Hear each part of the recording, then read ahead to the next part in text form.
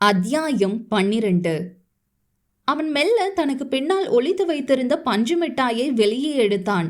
இவ்வளவு நேரமும் இருந்த அவளின் இளகிய முகம் அதை பார்த்ததும் கோவமா வருத்தமா என்று கூற முடியாதபடி மாறியது. அக்கா, இத வாங்கிப்பியா என்று கேட்ட நொடி தனது கையில் வைத்திருந்ததை அப்படியே போட்டுவிட்டு தனது அறைக்குள் சென்று கதவை அடைத்து கொண்டாள். அக்கா, அக்கா ப்ளீஸ், கதவை திறக்கா ப்ளீஸ் என்று எவ்வளவோ கெஞ்சியும் அவள் கதவை திறக்கவில்லை. முடிந்தவரை கதவினை தட்டியவன் பின் அப்படியே கதவில் சாய்ந்தபடி அமர்ந்து விட்டான். அந்த பக்கம் மித்துவும் அப்படிதான் அமர்ந்திருந்தாள். அவனுக்கு தெரியாதா என்ன அவளின் நிலை எப்படி இருக்கும் என? இருவரின் சிந்தனையும் 7 வருடம் முன்பு சென்றது. மித்து அப்பொழுது 12ஆம் வகுப்பு படித்து கொண்டிருந்தாள். படிப்பில் படுசுட்டி. சிறு வயது முதலே ஏனோ மித்துவுக்கு பஞ்சு மிட்டாய் என்றால் உயிர். அது ஏன் என்று அவளுக்கே தெரியாது. என்ன நடந்தாலும் சரி, வாரம் வாரம் அவளுக்கு அவள் தந்தையிடம் இருந்து பஞ்சு மிட்டாய் வந்துவிடும். ஏனோ சிறு வயதில் இருந்தே அவளின் மீது சிறு பொறாமைதான் மாறனுக்கு. அதுவும் அவளின் மீது மட்டும் தந்தை இப்படி அதிக பாசம் வைத்திருப்பதும் அவளுக்கு இப்படி வாங்கி கொடுப்பதும் அவனுக்கு சிறு பொறாமையாக எட்டி பார்த்தது. எப்பொழுதும் ஏதாவது ஒரு காரணம் சொல்லி அவளை தாயிடம் திட்டு வாங்க வைப்பதும் அடி வாங்க வைப்பதும் அவன் செய்யும் வழக்கம்தான். ஆனால் அவன் அன்று செய்யவிருக்கும் விஷயத்தால் அவள் நீங்கா பெயர் வாங்க போகிறாள், நீங்கா வடு அடைய போகிறாள் என அவன் எண்ணி இருக்க மாட்டான். ஏனோ அவள் அவனை பால்டபா என அழைத்தால் அவனுக்கு அவ்வளவு கோபம் வரும். இருவருக்கும் பயங்கர சண்டையும் வரும். அன்றும் அப்படிதான். அவள் பள்ளி முடிந்து வந்ததும் அவளின் தந்தை பஞ்சு மிட்டாய் வாங்கி வந்திருப்பார் என எண்ணி அனைத்து பக்கமும் தேட வெளியே மாறன் அவன் நண்பர்களுடன் விளையாடி கொண்டிருந்தான். டே பால்டபா, அப்பா எங்க? அப்பா எனக்கு பஞ்சு மிட்டாய் வாங்கிட்டு வந்தாங்களா என்றால் ஆசையாக. இதை கேட்ட மாறன் நண்பர்களோ பால்டபா பால்டபா என அவனை கிண்டல் செய்தார்கள். எங்கிருந்து தான் வந்ததோ அவனுக்கு அப்படி ஒரு கோபம். அவன் மூளை தவறாக சிந்தித்தது. எதையோ தீவிரமாக சிந்தித்தவன் அங்கு நின்று கொண்டிருந்த சில ஆண்களின் அருகில் சென்றான். அவர்கள் அனைவரும் அந்த ஏரியாவின் ரவுடி கேங் என்று கூட சொல்லலாம். அவர்கள் காலேஜ் படிக்கும் வாலிபர்கள். இந்த வயதிலேயே இல்லாத பழக்கமே இல்லை. சிகரெட், தண்ணி, பெண்கள் என அனைத்தும் உண்டு. அங்கிருக்கும் ஒரு பெண்களையும் விடுவதில்லை. ஆனால் அதில் மித்து மட்டும் விதிவிலக்கு. அவளிடம் வம்பு செய்தால் அவளின் கைதான் பேசும். அப்படிதான் ஒரு முறை அவளிடம் வம்பு செய்த அவர்களின் தலைவனிடம் முகத்தில் மார்க் போட்டு விட்டாள். அன்றிலிருந்தே அவளை பழிவாங்க காத்து கொண்டிருக்கிறார்கள். அடே, யார் வந்திருக்காங்கன்னு பாருங்கடோய், அந்த ராங்கியோட தம்பி. வாங்க வாங்க, என்ன விஷயமா சார் வந்திருக்கீங்க? அண்ணா, நீங்க என் அக்கா மேல கோவமா இருப்பீங்கன்னு தெரியும். அவ என்ன ரொம்ப கோவப்படுத்துறா. நீங்க அவளை கொஞ்சம் மிரட்டி விடுறீங்களா? வாரே வா, இதுக்கு தானே இவ்வளோ நாள் காத்துக்கிட்டு இருக்கோம். பண்ணிட்டா போச்சு. நீ என்ன பண்ணு, அதோ தெரியுது பாரு அந்த ரூம், அங்க உன் அக்காவை கூட்டிட்டு வரியா? அங்க வச்சு நான் அவளை வான் பண்றேன். ஆனா ஏன் அங்க வச்சு பண்ணும்? நீங்க இங்க வச்சே பண்ணலாமே. பண்ணலாம் தான், ஆனா அங்கதான் இன்னும் வசதியா இருக்கும். நீ என்ன பண்ணு, எப்படியாவது அங்க உன் அக்காவை கூட்டிட்டு வந்துரு. அது மட்டும் இல்ல, நான் உன் அக்காவை வார்ன் பண்ணிட்டு வெளியே வரப்ப யாராவது ஏதாவது கேட்டா உன் அக்கா தான் என்னை உள்ள தனியா வர சொன்னான்னு நீ சொல்லணும். நீங்க தானே அவளை வர சொல்றீங்க, இப்ப அவ வர சொல்றான்னு சொல்றீங்க. அப்படிதான் சொல்லணும். அப்பதான் உங்க அப்பா அவளை திட்டுவாரு. உண்மையாவா? அப்பா திட்டுவாங்களா? ஆமா ஆமா, திட்ட மட்டும் இல்ல, அடிக்க கூட செய்வாங்க. அப்போ சரி என்றவன் அவள் அக்காவை நோக்கி சென்றான். உனக்கு அப்பா பஞ்சு மிட்டாய் வாங்கி வச்சிருக்காங்களாம். அதோ அங்கதான், அந்த ரூம்ல தான் வாங்கி வச்சிருக்காங்களாம் என போய் சொன்னான். அங்கயா? ஆமா, அங்கதான். உன்னை போய் எடுத்துக்க சொன்னாங்க. என்னடா சொல்ற? அங்க ஏன் அப்பா வாங்கி வச்சிருக்காரு? தெரியல, அப்பா தான் சொன்னாரு.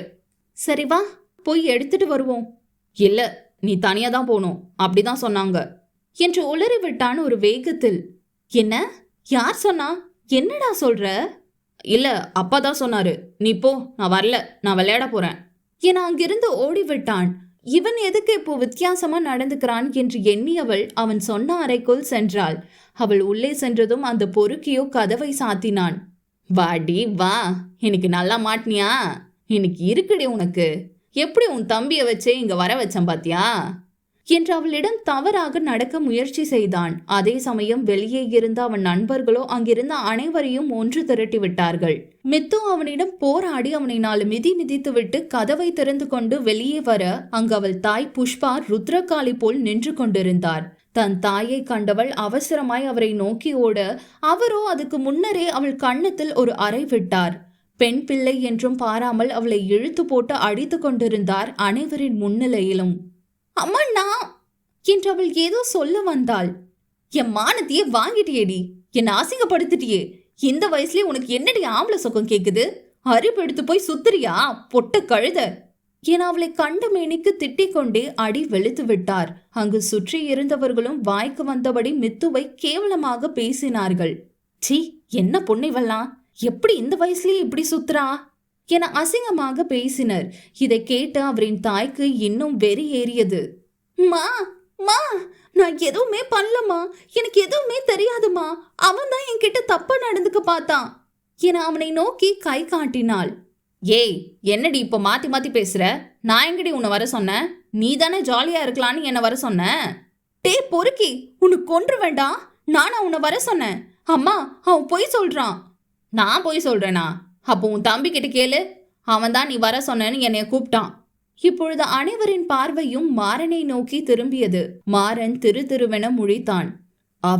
அவதான் அவங்கள அங்க வர சொன்னான் என சற்று நடுங்கும் குரலுடன் சொன்னான். அவ்வளவுதான். இப்பொழுது அனைவரின் பார்வையும் மித்து மேல் அருவருப்பாக திரும்பியது. ஆனால் அவள் மட்டுமே மாறன் மீது இருந்து பார்வையை எடுக்காமல் அப்படியே நின்றாள். இம்முறை அவள் தாயின் அடிக்க அவள் துளியும் அழுகவும் இல்லை, நகரவும் இல்லை, சிலை போல் நின்றாள். ஆனால் அவள் பார்வை மட்டும் மாறனை விட்டு அகலவில்லை. அவளை பிடித்து தரதரவென இழுத்து கொண்டு சென்ற புஷ்பா நேராக சென்றது சமையல் அறைக்குதான்.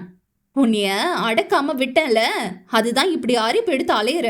உன்னைய என்ன பண்றேன்னு பாரு என்றவர் தோசை கரண்டியை பழுக்க காய்ச்சி அவளின் காலில் சூடு வைத்தார். அந்த சூட்டில் அவளின் தோல் பொசுங்கி வெள்ளை தோலே வெளியே தெரிந்தது. ஆனால் அவள் கண்களில் இருந்து மட்டும் துளியும் கண்ணீர் இல்லை. எங்கோ பார்த்தபடி இருந்தாள். அத்தியாயம் 13. தனது அறையில் எங்கோ வெறித்து பார்த்தபடி அமர்ந்திருந்தாள் மித்து. வேலை முடிந்து வந்த மாணிக்கம் விஷயம் கேள்விப்பட்டு கொதித்து போனார். ஏண்டி, யாரோ சொன்னாங்கன்னு என் பொண்ணை 4 பேர் முன்னாடி இப்படி அடிச்சு அசிங்கப்படுத்துவியா என்று அவரின் மனைவியை 4 வாங்கிவிட்டு ஒரு அறையையும் கொடுத்தவர் மகளை தேடி சென்றார்.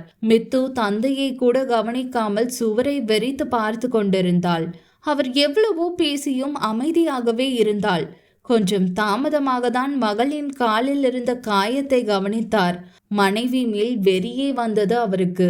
அவசரமாய் போய் மருந்தை எடுத்து கொண்டு வந்தவர் அவள் காயத்தில் வலிக்காமல் மருந்து போட்டு விட்டார்.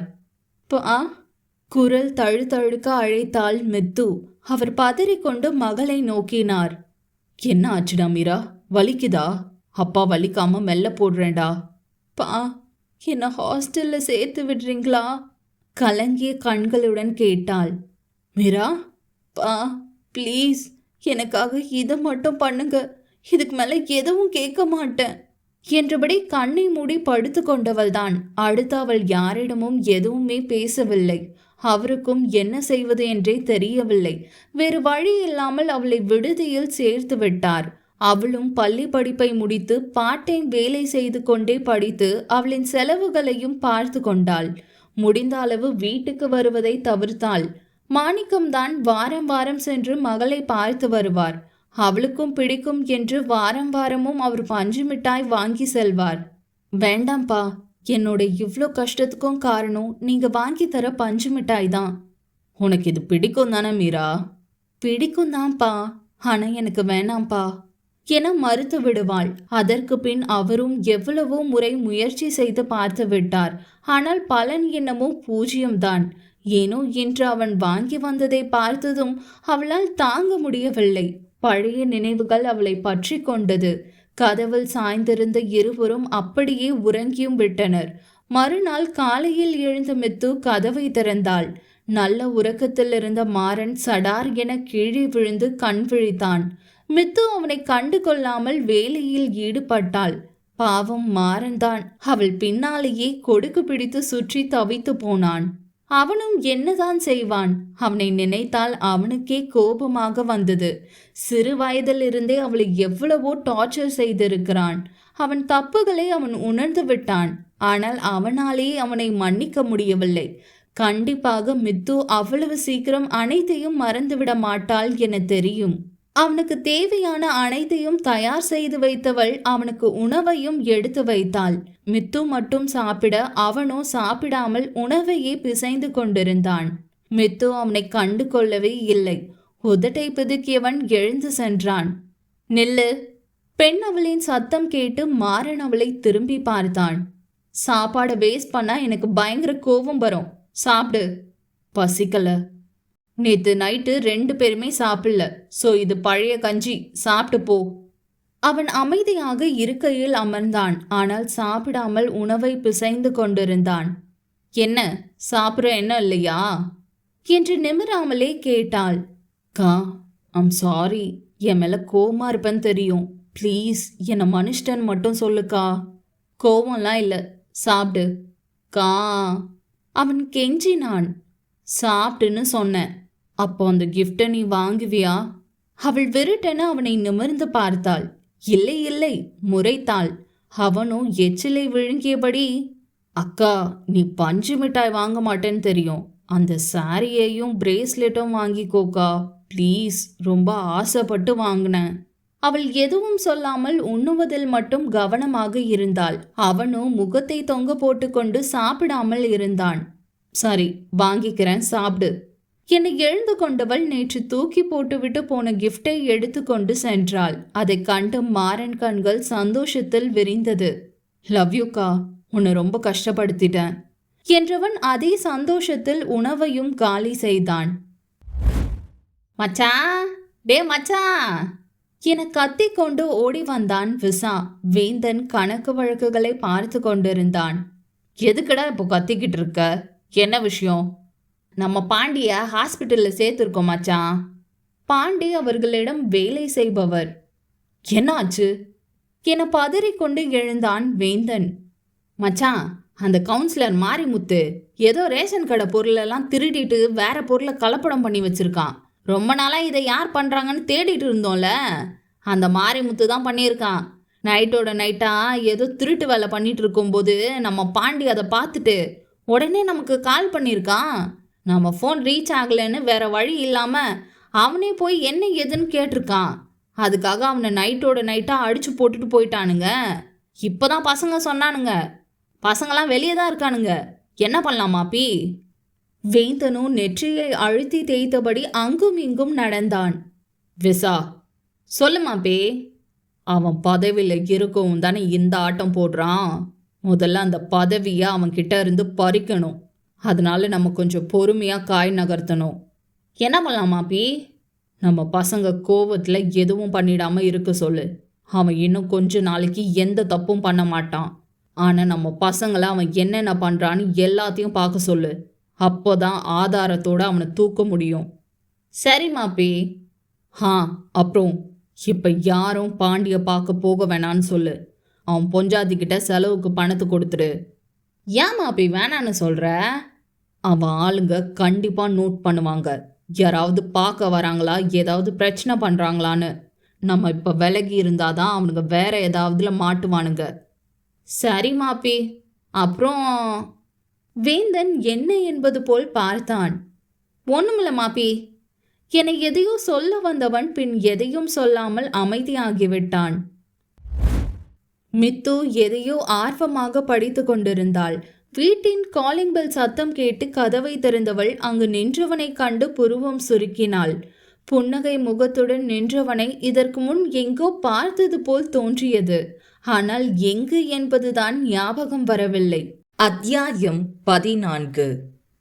என்ன மிஸ் மித்து, வீட்டுக்குள்ள வாங்கன்னு கூப்பிட மாட்டீங்களா? அவன் புன்னகை முகம் மாறாமல் கேட்க மித்து இன்னும் குழப்பத்தில் தான் இருந்தாள். அவள் பெயரை எப்படி சொல்கிறான்? யார் இவன்? நீங்க யாரு? அவன் அழகாய் சிரித்தான். உங்களை எங்கேயோ பார்த்திருக்கேன், பட் எங்கன்னு தெரியல. கண்டிப்பா சொல்றேன் மித்து. அதுக்குன்னு வெளியவே வச்சுதான் பேசுவீங்களா? சாரி, உள்ள வாங்க. என்ன சாப்பிட்றீங்க? காஃபி இல்ல டீ? காஃபி மித்து. ஓகே என 5 நிமிடத்தில் காஃபி கப்புடன் வந்தவள் ஒன்றை அவனிடம் நீட்டினாள். இன்னொன்றை அவள் எடுத்துக்கொண்டாள். அப்புறம் சொல்லுங்க மிஸ்டர், நீங்க யாரு? யாருனே தெரியாதவருக்கு இவ்ளோ சூப்பரா காஃபி போட்டு கொடுத்த உங்க நல்ல மனச பாராட்டாம இருக்க முடியல. சிரிப்பு முகம் மாறாமல் சொன்னான். இது கிண்டலா இல்ல காம்ப்ளிமெண்டா? அவன் சிரித்தான். ஐ எம் வருண். இப்பொழுதும் அவளுக்கு ஞாபகம் வரவில்லை. உண்மையாவே என்ன ஞாபகம் இல்லையா மித்து உங்களுக்கு? சற்று வருத்தத்துடன் கேட்டான். சிறிது நேரம் யோசித்தவளுக்கு இப்பொழுதுதான் ஞாபகம் வந்தது. டாக்டர்? Thank God. எப்படியோ ஞாபகம் வச்சிருக்கீங்களே, மறந்துருப்பீங்கன்னு பயந்துட்டேன். Yeah, I am Varun, cardiologist. உங்க அப்பாக்கு ட்ரீட்மெண்ட் பார்த்தது நான் தான். லாஸ்டா உங்க அப்பாவை ஜாயின் பண்ணியிருந்தப்போ நம்ம பேசணுமே. வருண், ஞாபகம் இருக்கு. ஐம் சாரி, டக்குன்னு பார்த்ததும் ஞாபகம் இல்லை. ஓகே, என்ன மேட்டர்? Anything serious? இல்ல மித்து, இந்த பக்கம் ஒரு ஒர்க்குக்காக வந்தேன். அதுதான் உங்களை பார்த்துட்டு போகலான்னு. Oh, okay. அப்புறம் லைஃப்லாம் எப்படி போகுது? வீட்டில் எல்லாம் ஓகே தானே? Mithu, all are fine. அப்புறம் வருண், சொல்லுங்க. நீங்க பார்த்துட்டு மட்டும் போக வரலன்னு தெரியுது. வேற ஏதோ இருக்கு. அது அது வந்து இத எப்படி சொல்றதுன்னு தெரியல. கமான் வருண், சும்மா சொல்லுங்க. ஓகே மித்து என்று மூச்சை இழுத்து விட்டவன் தெளிவாக சொன்னான். எனக்கு உங்களை ரொம்ப பிடிச்சிருக்கு. உங்களை கல்யாணம் பண்ணிக்க ஆசைப்படுறேன். என்ன? என்ன வருண் திடீர்னு? திடீர்னு இல்லை மித்து, உங்களை எனக்கு 6 மந்த் முன்னவே தெரியும். உங்களை அப்போ இருந்தே லவ் பண்றேன். மித்து அவனை நம்பாமல் பார்த்தாள். உண்மைதான் மித்து, எனக்கு உங்க மேல காதல் வர காரணமே உங்க அப்பா தான். எப்போ பாரு உங்களை பத்தி தான் பேசிட்டு இருப்பாங்க. அப்போ இருந்தே நீங்க எப்படி இருப்பீங்க, என்ன செய்வீங்கன்னு நினைச்சே உங்க மேல எனக்கு லவ் வந்துருச்சு மித்து. நான் உங்களை பார்க்காமலே லவ் பண்ண ஆரம்பிச்சிட்டேன். அவ்வளோ ஏன், உங்க அப்பா கிட்ட கூட இதை சொல்லி உங்களை பொண்ணு கேட்டேன். அப்பா என்ன சொன்னாங்க? கொஞ்ச நாள் போகட்டும், அப்புறம் சொல்றேன்னு சொன்னாங்க. மித்து யோசனையில் ஆழ்ந்தாள். அப்பா சொன்னவங்க இவங்களா இருப்பாங்களோ? ஆனா இவங்களே பொண்ணு கேட்டிருக்காங்க. அப்போ அப்பா ஓகே சொல்லிருக்கலாமே, ஏன் கொஞ்ச நாள் போகட்டும்னு சொல்லியிருக்காங்க? ஒன்னும் புரியலையே என்ற யோசனையில் ஆழ்ந்தாள். மித்து மித்து சொல்லுங்க. என்ன, ஏதோ ஆழ்ந்த யோசனையில இருக்கீங்க? இல்ல, அப்படிலாம் ஒன்றும் இல்லை. நான் சொன்னதுக்கு நீங்க எதுவுமே சொல்லலையே. எதை சொல்றீங்க? நான் உங்களை லவ் பண்றேன், கல்யாணம் பண்ணிக்க ஆசைப்படுறேன்னு சொன்னேனே. எனக்கு தெரியல வருண். இந்த காதல் கல்யாணம் இதுல எனக்கு இன்ட்ரெஸ்டும் இல்ல, நம்பிக்கையும் இல்ல. பட் அதை ஏத்துக்க வேண்டிய ஒரு நிலைமையில நான் இருக்கேன். எனக்கு கொஞ்சம் டைம் வேணும் வருண். என் தம்பி கிட்ட நான் இதை பத்தி பேசணும். தாராளமா டைம் எடுத்துக்கோங்க மித்து, நான் வெயிட் பண்றேன். பட் பாசிட்டிவான பதிலா சொல்லுங்க. மித்து எதுவும் பேசாமல் அமைதியாக இருந்தாள். ஓகே மித்து, அப்போ நான் கிளம்புறேன். எனக்கு டைம் ஆச்சு. நல்ல முடிவா சொல்வீங்கன்னு எதிர்பார்க்குறேன் என்று அவன் வெளியே செல்லவும் மாறன் உள்ளே வரவும் சரியாக இருந்தது. வாடா, ஃப்ரெஷ் ஆகிட்டு வா, டீ போடுறேன். அக்கா, இப்போ போனது யாரு? அவரை எங்கேயோ பார்த்துருக்க மாதிரி இருக்கே. உனக்கு அவரை ஞாபகம் இருக்காடா? சரியா தெரியல. வந்துருச்சு. அவர் டாக்டர் தானே? அப்பாக்கு ட்ரீட்மெண்ட் பார்த்தவங்க. ஆமா மாறா, அவரே தான். என்ன விஷயமா வந்துட்டு போறாங்க? என்ன லவ் பண்றாங்களாம், கல்யாணம் பண்ணிக்கணுமா? அவள் சாதாரணமாக சொன்னாள். என்னக்கா சொல்ற, உண்மையாவா? ஏண்டா, என்கிட்டலாம் யாரும் கல்யாணம் பண்ணிக்கோங்கன்னு கேட்க மாட்டாங்களா என்ன? இவ்வளோ டவுட்டா கேட்குற? அப்படிலாம் இல்லை, இருந்தாலும் தைரியமா கேட்டிருக்காரே, அதுதான். சரி, மனுஷனுக்கு நல்ல பொண்ணே கிடைக்கலையா என்ன? டேய், நீ என்னையே கிண்டல் பண்றியா என அவன் காதை பிடித்து திருகினாள். அக்கோ, வலிக்குது, சும்மா ஜோக் பண்ண. Okay okay fine. நீ என்ன சொன்ன? நான் ஒன்றும் சொல்லலை, உன்கிட்ட பேசிட்டு சொல்றேன்னு சொன்னேன். ஏன்க்கா, உனக்கு அவர் பிடிக்கலையா? பிடிக்கலன்னு இல்லை, பட் எனக்கு இதுல ஈடுபாடு இல்லை. அக்கா என்று அவன் ஏதோ சொல்ல வர, ஃப்ரெஷ் ஆகிட்டு வா கண்ணா, டீ போட்டு கொண்டு வரேன். அப்புறம் கண்ணா, நான் ஒரு சின்ன வேலையா வெளியே போறேன், நாளைக்கு தான் வருவேன். அக்கா, உன் கல்யாணம் பத்தி. மித்து நேராக அவர்களின் பெற்றோர் புகைப்படம் முன் நின்றாள். எனக்கு தெரியல கண்ணா, அப்பாக்காக கண்டிப்பா கல்யாணம் பண்ணிப்பேன். பட் அவன் யாரு, எங்க இருக்கான், எதுவுமே எனக்கு தெரியல கண்ணா.